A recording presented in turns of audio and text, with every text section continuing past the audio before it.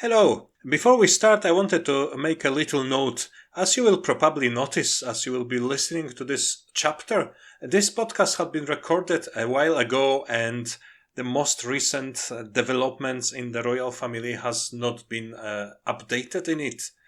And we decided to publish it anyway because, apart from the person of monarch, nothing has changed and all the points we are making are as valid as they were before. So that's all for the note and enjoy the next chapter of You are not so great, Britain. Chapter 3. Britain is world leading democracy. Or is it?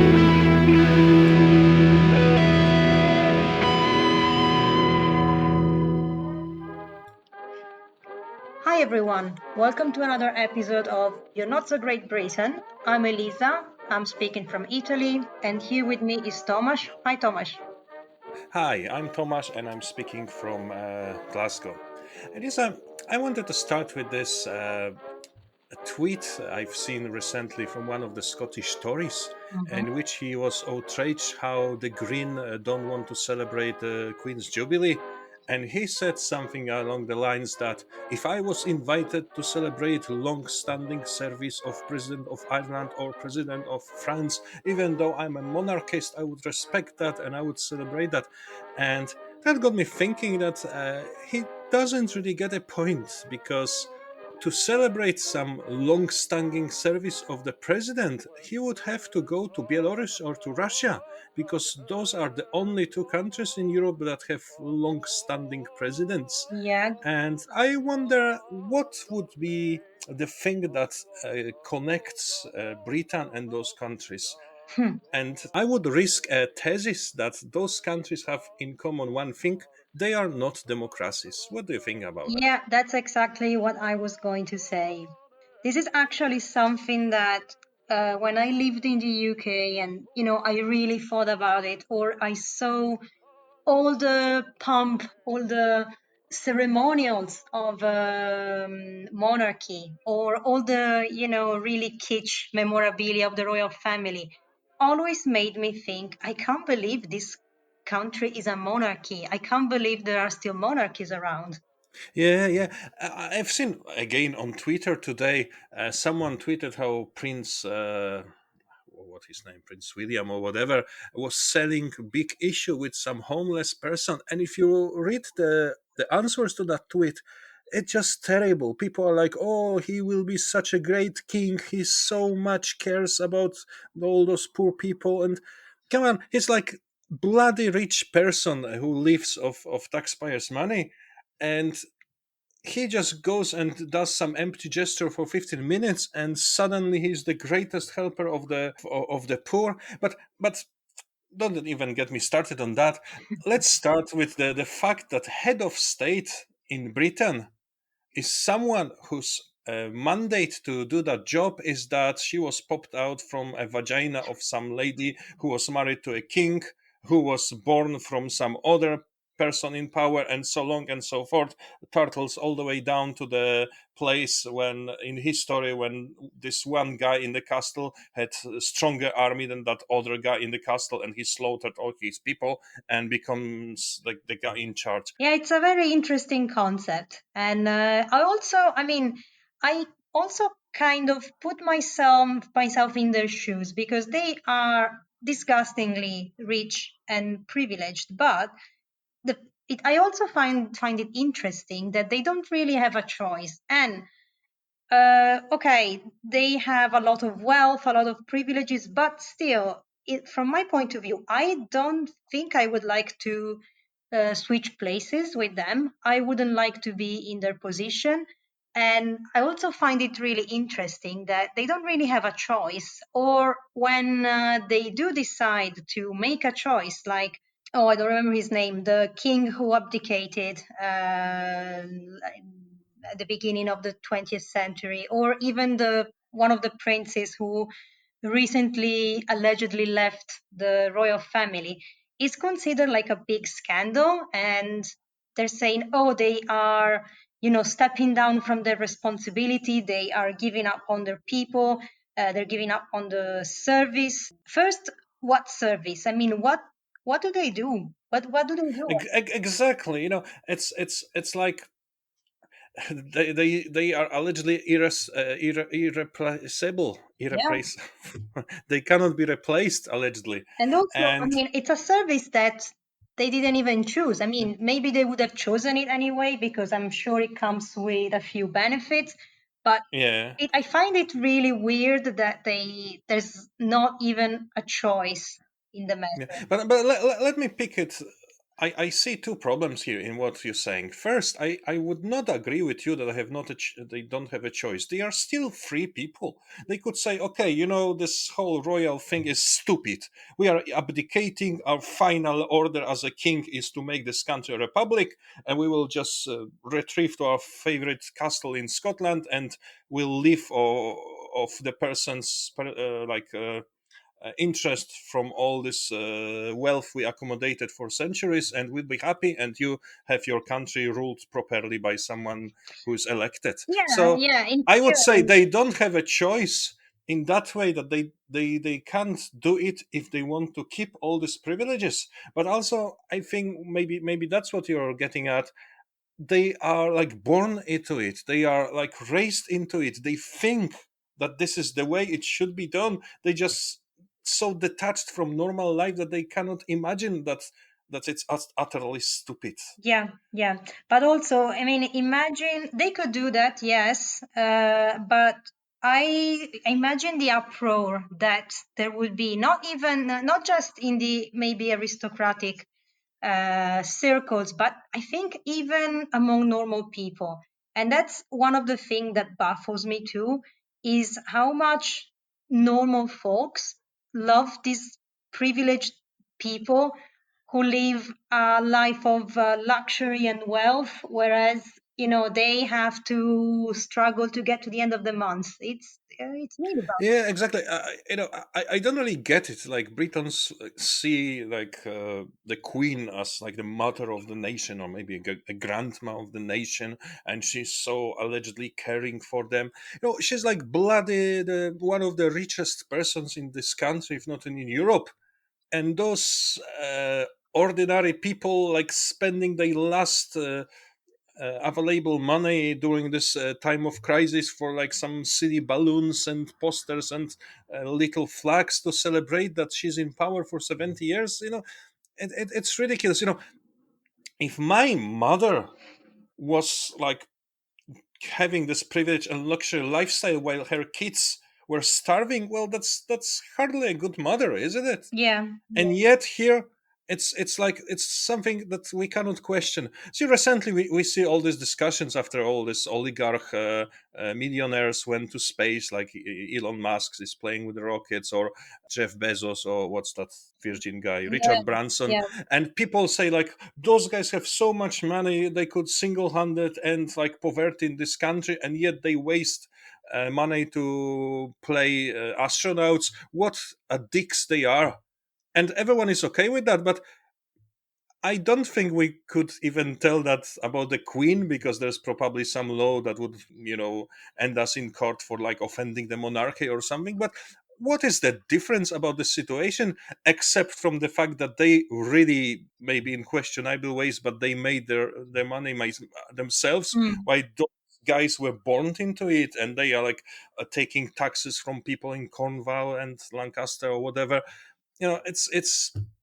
It's beyond me that someone it's like a Stockholm syndrome. I think that you can think that the queen is your loving mother when actually she just lives at your expense and don't really give a flying flamingo, as the classic would say, about your problems, your rising cost of lives and everything. And that brings me to that other thing you mentioned, that she's like in she's Irreplaceable. that's yeah, exactly. That's the word I'm trying to pronounce. Is it really the fact that she cannot be replaced? Recently, I don't know if you've seen that. It was hilarious.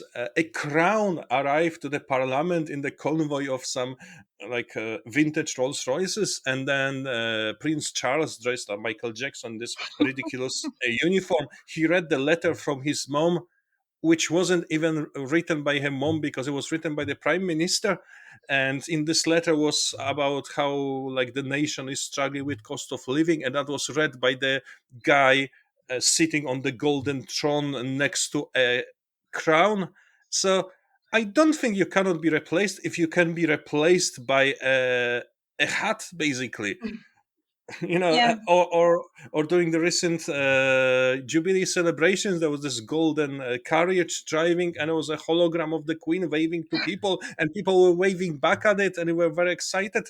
If you can be replaced by a hat and your son reading a letter written by someone else, or by the hologram, then I don't think you're really that I don't know what's the day. I yeah, You you can can be be replaced. replaced. That's my point. Yeah. Yes. Yeah, yeah, yeah. Yeah. Now, to be honest, I will admit that what I read quite often is, although I don't know how much, to which extent I agree with this. Lots of people say, well, but being the colorful characters they are, with all this ceremonial and all this pomp and luxury, it's really more money that they bring in, thanks to all the memorabilia that tourists buy and tourists visiting their castles and such. But to be honest, I mean, the castles and everything else would still be there regardless. Exactly. Look at Versailles or at Louvre. You can go there and you can see all this ancient furnishing, and you can. Louvre is one of the most famous museums Yeah, in Europe now, if yeah, you not in the don't world. really need a royal family to visit a beautiful castle. Mm. And to be honest, I mean, you don't go there to see the royal family. In fact, they are kept well away from the public for obvious reasons Exactly. too. They are not the baboons in the zoo that you go and throw carrots at them. Exactly. They are well hidden. They are protecting their privacy. So, yeah. Yeah, But even if it's such a great attraction, then I got this idea. Let them be, but cut all the funds from the states to them. Let them just keep themselves running from the tickets. If tourists are so keen to see them, let's just charge tourists for seeing them, and that will keep the problem with royal family. They can be put in some place as a tourist attraction, theme park, and let the country. so they would basically become like baboons in a zoo. It's a very interesting concept. Well, I guess so, yeah. But that's the point. How it's that profitable to tourism? I would argue it's the opposite. We've been together to Prague. You remember? Yeah, We were watching those guards changing in front of the presidential castle, and they were all the city walks and very, you know how it is. yeah, yeah, yeah, It was exactly as it's in front of the Buckingham Palace, except they didn't have this stupid furry hats. And then after we watched that, we could get inside and see everything, which is not possible in Buckingham Palace mm, because there's this huge metal gate and you cannot go inside. So I would say like Prague Castle is better for tourism yeah, than Buckingham Palace, because you got the same attractions outside and yet you can buy a ticket and go inside still. So yeah, yeah, yeah, yeah. But still, hmm. I think the thing that annoys me the most about this whole royal family, it's not even okay. It's also the stark contrast between the luxury and the privilege they live in, and how detached they are from the people they supposedly should guide and care about. But it's more like the hypocrisy of saying, oh, they are neutral, they don't have any influence on the politics because they respect the democratic process, when I mean a lot of indications suggest that it's not entirely so. Like apparently I was reading an article from February last year, and according to this article, the Queen lobbied for a change in law that would basically hide her private wealth from the public. So she's not completely neutral, is she? Of course, and she was lobbied for some environmental laws in Scotland so they don't apply to her estates, or she was lobbying something about equal opportunities law so she doesn't have to employ color people in the Buckingham Palace as servants, or they are Wow. exempt from this Right to Information Act, Freedom of Information Mm. Act. You know, people know that, and they yet praise her for that. I've been listening to some podcasts from BBC recently about how Queen is the great diplomat, and this journalist was repeating that several times in this podcast, that Queen is not allowed to be engaged in politics, and yet she's brilliant because she does so much by some like shoddy backstage deals and using her private connections. So what they literally say that Queen is great because she's doing what she's not supposed to Yeah, do, yeah, and yet they still use that to praise her. yeah. I don't get It's it. that's shady at best. Exactly, yeah. But see, that's the other thing, that she's not elected, and she's not supposed to have this power, and yet she has some power. But you know, I'm not going into like legal framework of Britain, because it's of course too complicated, and even the wisest lawyers don't know every details, and there are some discussions about that. But to be frank, like in this basic, uh, the most basic level, like king's supposed to be the real ruler of the country, and he was supposed to do whatever he wants, like chop the heads of people he doesn't like, and wage wars and whatever. And then the powers of the royal family were carved and carved and carved and carved. And now I think there's this deal, like you pretend you don't have any powers, and we allow you to be and live your lavish lifestyle.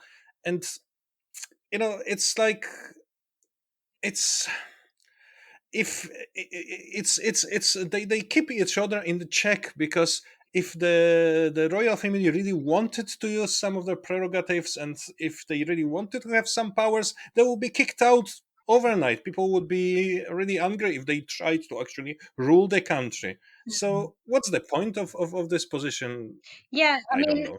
at the end of the day, if they have no real power or influence over politics, which is not entirely true, but let's pretend it is, and Hmm. in exchange for that, they live this lavish lifestyle.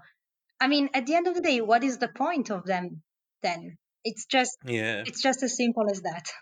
Yeah, that's right. If they are really doing nothing, then what's the point? There are though some people who are also unelected, and they yet do something. And I'm thinking about Lords, the upper chamber of the British Parliament. Hmm. Yeah.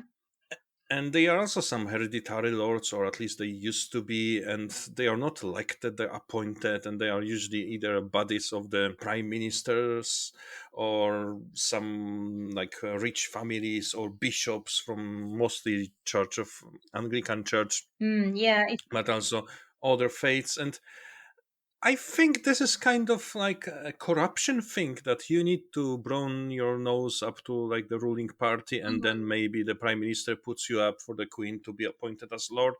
Yeah, no, I was just about to say that if you think about it, the whole British system is really so rooted in privilege because, I Hmm. mean, these are hereditary peers whose families, date back to God knows when, and they've always been living in privilege and wealth, and they, were always side to side with the royals. And I don't think any common folk could almost any common folk could ever get get where they are. And it's very archaic. It sounds like such an archaic system. Like I can imagine the king knighting a noble, an aristocrat in his circle. It's a very medieval kind of idea. And also, they some say, oh, it's good that they are not elected because they are not like engaged in the politics, and they can be impartial. But first of all, they are not impartial. They are partial to themselves Of mostly. they course. they will do everything to ensure their privileges. But also, that they are not engaged in politics, that means there's no scrutiny over them. Like, people can say nothing about if they're happy with their work or not. They don't even need to go and turn up for work. They just come there as they please. And of course, I guess some amongst them really wants to do something good, and they are like really trying hard and do actual work. But because this is not a democratic institution, or like based on merits. It's well, it is in theory, but we all know how it looks. It's I don't see any advantages of that over some senate Mm. or or other kind of parliament where people are invited, or like a bunch of experts, say like they would be like university professors and experts, and they will be appointed for certain times or even to certain tasks. I could imagine like the chamber of parliament like that, but just some guys who are rich and no prime Yeah, minister. who just Not happen really. to have been very rich for generations. That's Hmm. yeah, it just seems wrong. Also because yeah, as you said, they are not impartial. I mean, to have an impartial point of view in the Chamber of Lords, then maybe you should put together people of different extractions, different origins, and then together they maybe can reach an impartial point of view, but not if, for the most part, they are privileged, rich people.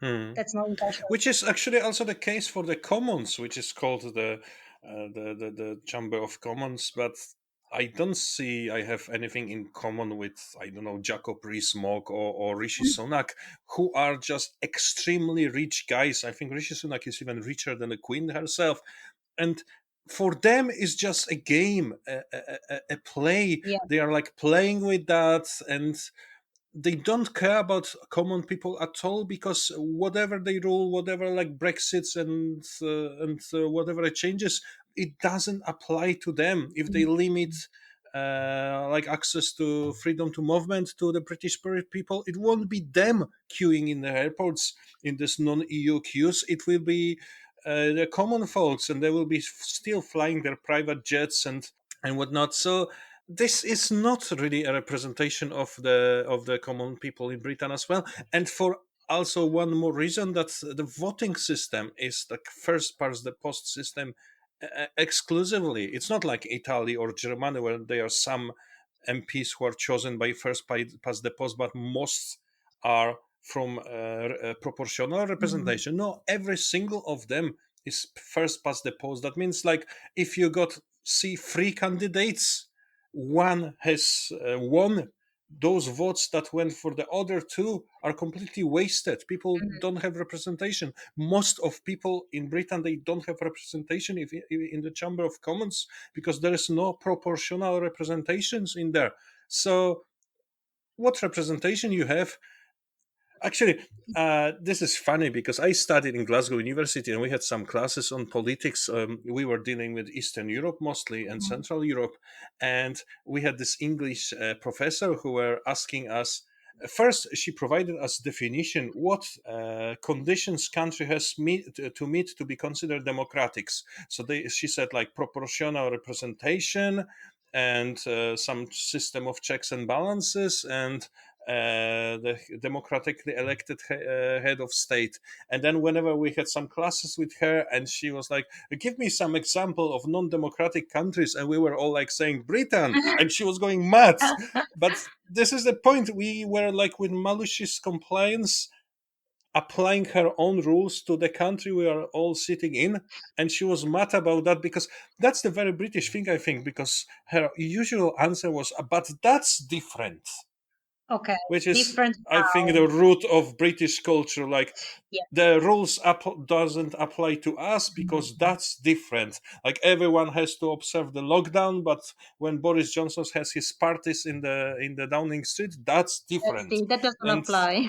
Yeah. yeah, and you know, the only country that has this first past the post electoral system is Belarus, and that's not really a democratic country either, as we already Yeah, established. that So that says a lot. Yeah, but yeah. yeah. What I find really interesting is how, Britain is hailed, traditionally hailed as this, this greatly democratic country where, in fact, democracy in the modern state started, but it it's really not if you think about it. I think it's similar to what we were talking in our NHS chapter, that it used to be great, like all this Magna Carta and all this Mm, like revolutionary ideas from hundreds of years ago. Yeah, hundreds of years ago, Britain was really in the top five most democratic countries. It was really progressive and everything, but it's stuck in the past now, and everyone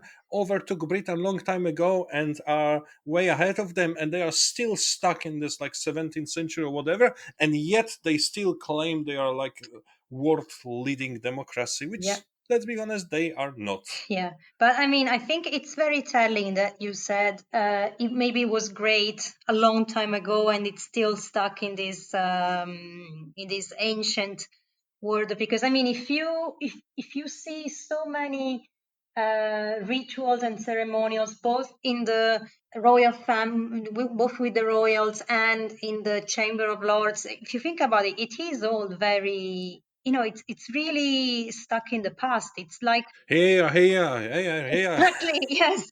They started doing that God knows when, and because they just they seem to be very hesitant to change, that they have stayed like that, and yeah, it's. I mean, for me, it's so funny. You brought to my mind a silly story, which is like, in theory, it's not connected, but just bear with me.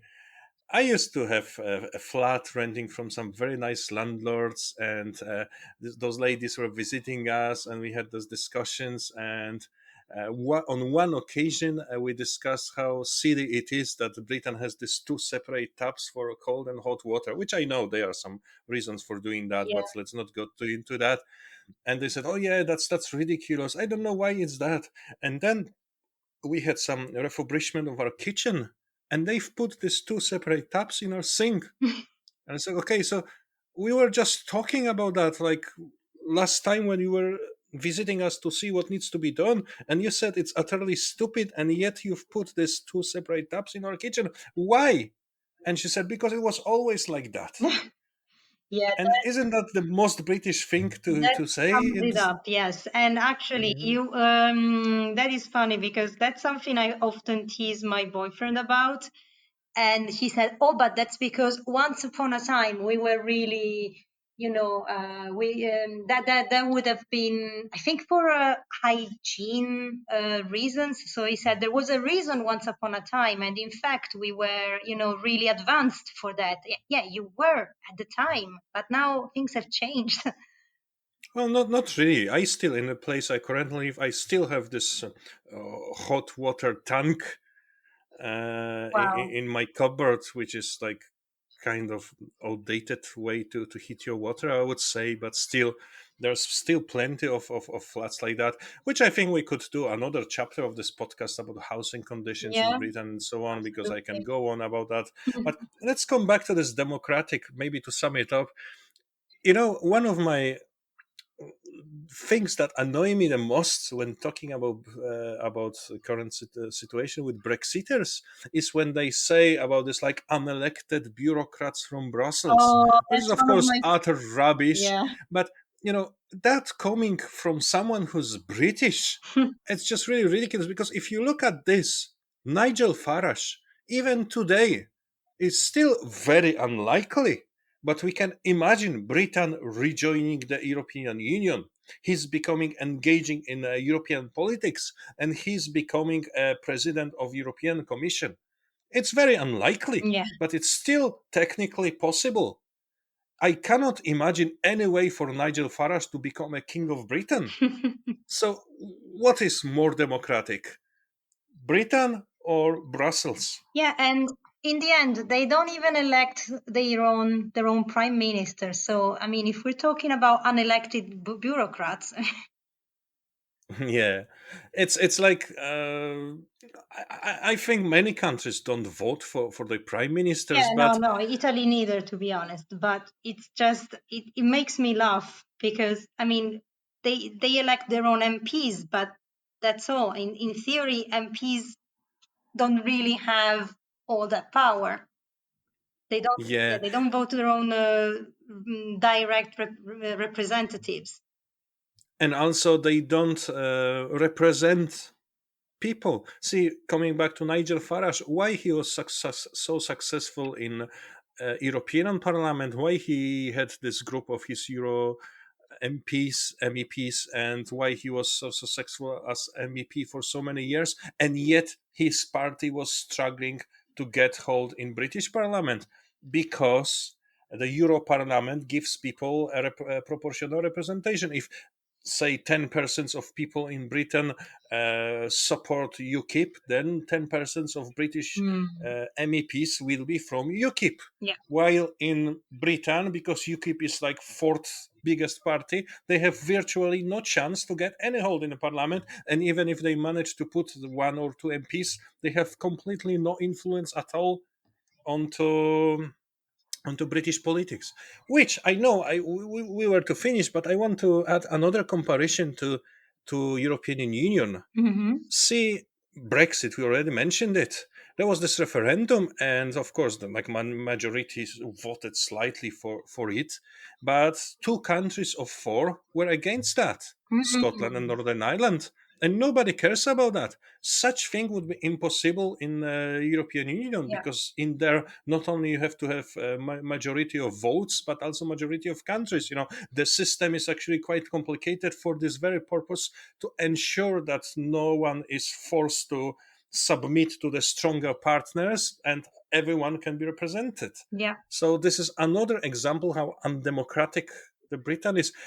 And it's like they say, oh, it's because Britain is one country. But I always ask them, if Britain is one country, then why, if you are saying something is happening in Northwest, you mean Kendal or Lake District, and not Darnes or Isle of Skye? Mm. Why Northeast is Newcastle Uh, and not Fraserburgh or Wick Very good point. or Shetlands? Yeah. Yeah, this is just fiction. Yeah. Yeah. No, I agree completely. I had never thought it like that, but yeah, that's a really good point. Yeah. So is Britain a democracy? I don't think it is, Not and I think really. No. you need to be really, really desperate believer of British system to deny all those facts we just brought and still claim Britain is a democratic country, I think. Yeah. Yeah. But maybe we can, as usual, finish on a positive note and say something positive about Britain. Yeah, well, British political system. Well, I like Scottish local elections. Well, Mm. we said that Scotland is allegedly part of Britain, so I think it counts. With this alternative transferable votes or something, that you actually go for your local elections. You don't pick one guy you like, you put numbers. I like this guy the most. If not this guy, then this guy. If not this guy, then this guy. You are actually able to express your exact likings of every of candidates. You don't have to vote tactically or whatever, because the system permits you to do that. So I like Scottish electoral system, and I like politics in Scottish Parliament. I think it's on much more professional level than what's happening Yeah. in Westminster, and I like Scotland when compares to England Yeah. when it comes to the politics. So I think Scotland is much more democratic Yeah, than I agree. Britain as a I whole. was actually going to say the same because I mean, I've only lived briefly in Scotland, but yeah, it did strike me positively compared to the to my English experience. Okay, so we have one thing only. Yeah. But really, it is really hard to defend Britain as a democracy. I cannot think about anything else, to be honest. So, Yeah, it's really hard when it comes to the democracy in Britain. I'm really struggling. Yeah. okay, then. So maybe next week we'll be able to pick something more positive. Yeah, yeah, hopefully. And for now, thanks for listening. You are listening to You're Not So Great Britain. I'm Tomasz. And I'm Elisa. To the next time. Bye. Bye.